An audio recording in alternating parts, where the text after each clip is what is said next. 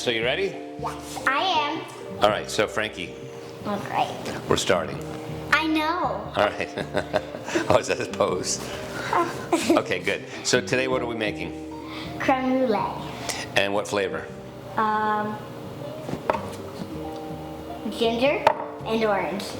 Ginger orange creme brulee, that's it. Okay, so what you want, basically creme brulee is a custard that you make and then you bake it in the oven with a water bath. So the first thing you have to do is you have to get your heavy cream on the stove, and in this case, it's very handy. It's 2 cups. And guess how much is inside this container, Frankie? 2 cups? That is a very good guess. So we got 2 cups and we're gonna bring that to a boil. In with that, we're going to put 1.75 ounces of sugar. And that goes in there, right? Like so. And we're going to use our wire whisk just to kind of move that around a little bit, like so. Okay, and we have to be careful because we've got a lot of work to do between times. Oh wait, what's this? Salt. Pinch of salt. Why do you put salt in something sweet? Well, it could be a little bit over sweet, or it just doesn't, it needs like a certain bit of salt because something would not be salty. No, that's not it. Oh, come on. No, what it is, it stimulates your taste buds. So Okay. then this calls for half a vanilla bean, and this is the hard part. You want to take the vanilla bean and split it. I think I could. So the vanilla bean is split because there's all these teeny weeny little seeds in there. And you put that in there, okay? So now, we're gonna have the sugar and the heavy cream and the vanilla bean in there, okay? Then what we're gonna do is we're gonna take 1 whole egg, which we pre-cracked it. Yes. Very nice, huh? Pre-cracked. Boink, like there, and that. One. And along with the 1 egg, we're gonna use 4 egg yolks. You have to whisk those together. Ooh, yeah, I can whisk. I'm kind of just like. Yeah. And this is the kind of thing when you're working with your kids, have your kid do this stuff that's really dangerous. No, strike that, reverse it. You do the things that are dangerous. Your kid does stuff that's pretty tame and easy to do, okay? Now this, since we're doing an orange marmalade, we're gonna do a tablespoon of orange marmalade in there. Yeah. Okay, so that's around a tablespoon. We're gonna put that in there too. So now what we're gonna do is we're gonna make some ginger juice, which is kind of a thing. So what you do is you just take your ginger and you grate it. Yes. Like this. I can feel. And this is the kind of thing that you probably want to do, and your child can watch. Yes, I Okay. like watching. It's actually fun to watch because you can see how to do it. And this is a microplane grater, which is a handy item to have. And basically what we want to do here is we want to just make some ginger juice. Okay, so we have all this ginger, and then we're going to take this strainer, Oh, I love screen. and we're going to put this, you're going to have to hold that for me for a Thank second. you. And we're going to put this on here. You're going to hit it like this. And you're going to squeeze it through. Oh, that's cute. Can I do it? Sure, smush it with your fingers. Smush. Smush. Smush. Ow. Oh, sorry, I got you.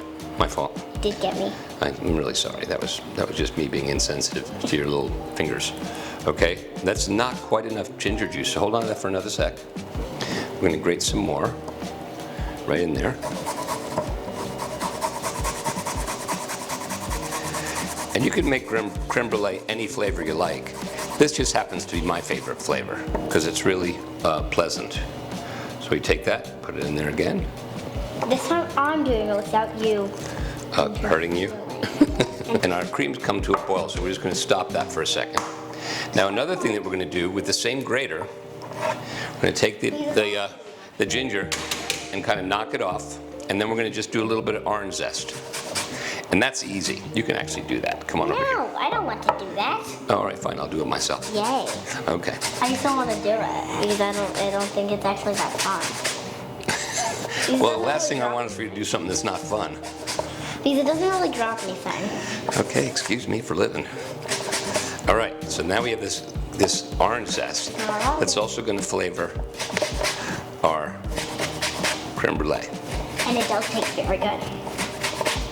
All right, and that also goes right in with the ginger juice. Okay? Kind of loud. Like so.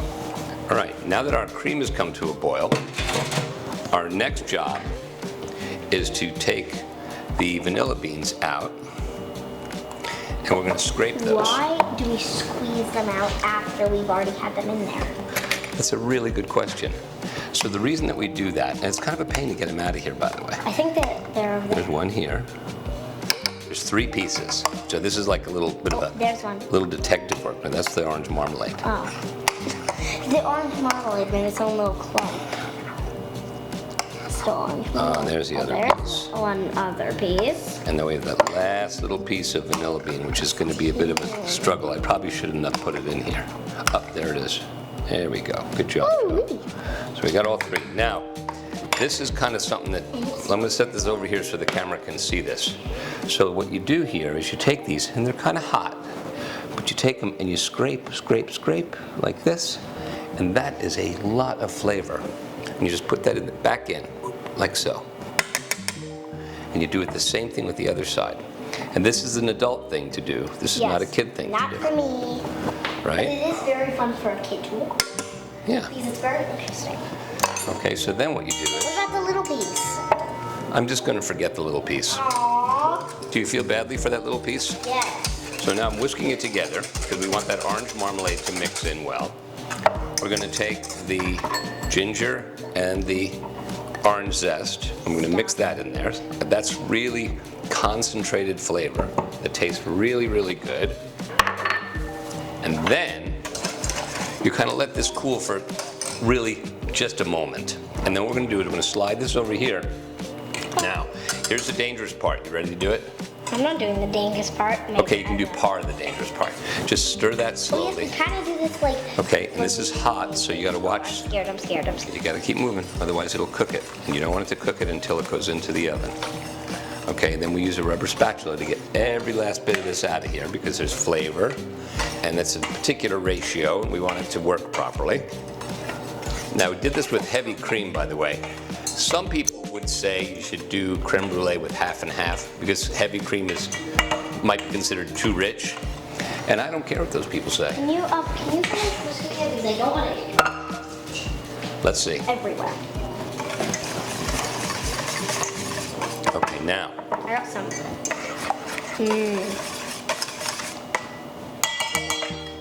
Do you mind tasting something a little warm?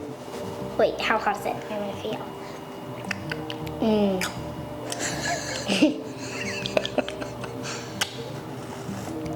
Is that the most incredible thing ever? No more. That's a good sign. All right, so now what we do is you turn on your little kettle here and you get some hot water going. And I'm not doing this part. We've preheated the oven to 325, right, Frankie? 325. Got it. And then what we do, slide this guy up here. Now these molds are kind of big.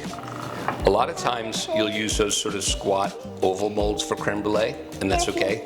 But to be perfectly honest with you, this is all I could find. So we're going to use these. Okay. All right? So now what you do is you pour it into your molds.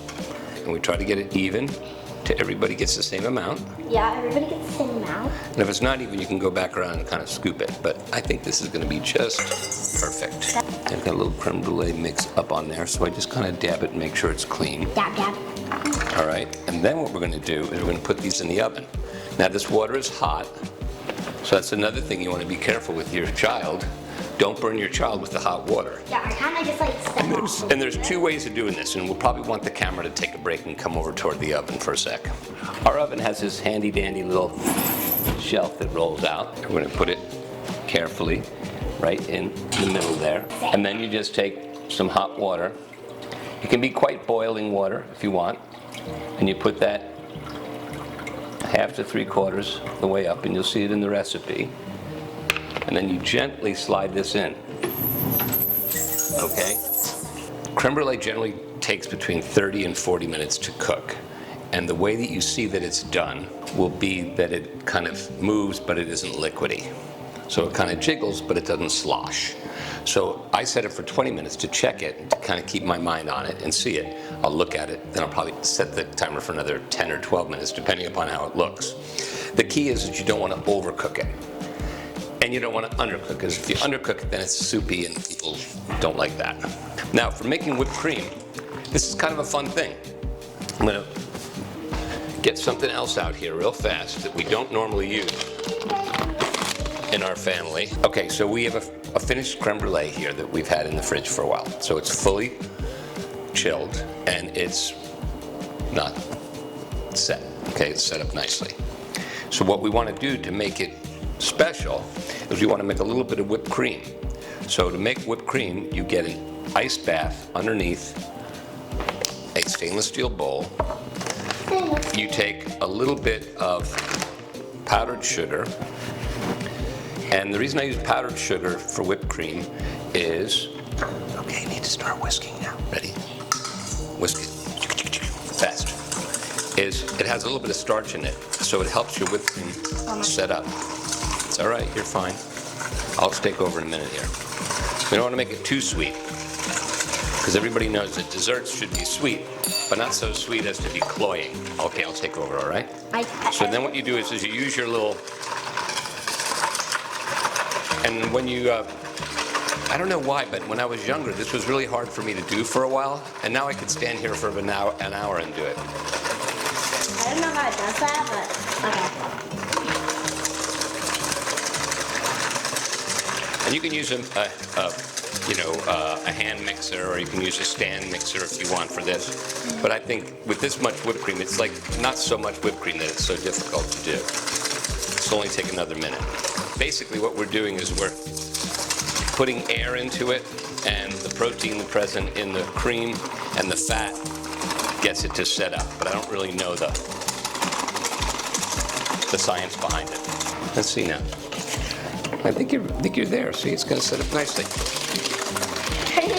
All right, so let's hold off on that. So we got enough we have enough whipped cream for about 800 creme brulees. Can I please have some? Here, use the back of the spoon. You can't double dip. It'll gross everybody out.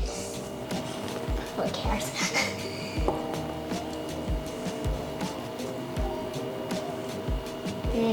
That's better. Okay, now here comes the fun part, the brulee part.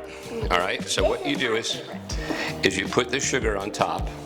I'm putting sugar on top, and then I'm kind of banging it around so that it will be an even coating. Like so.